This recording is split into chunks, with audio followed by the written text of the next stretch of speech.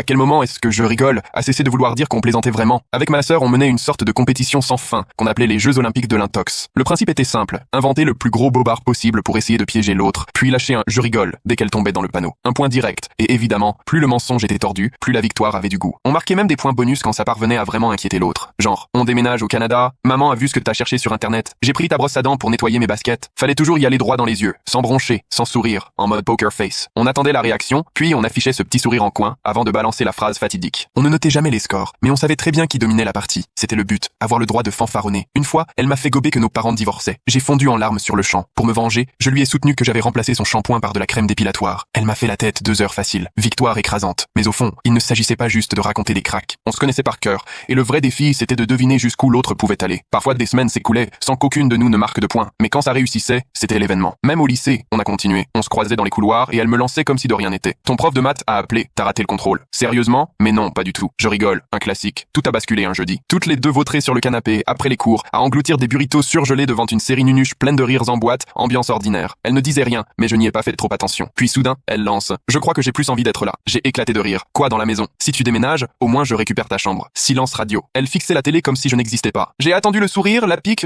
je rigole, mais rien, nada.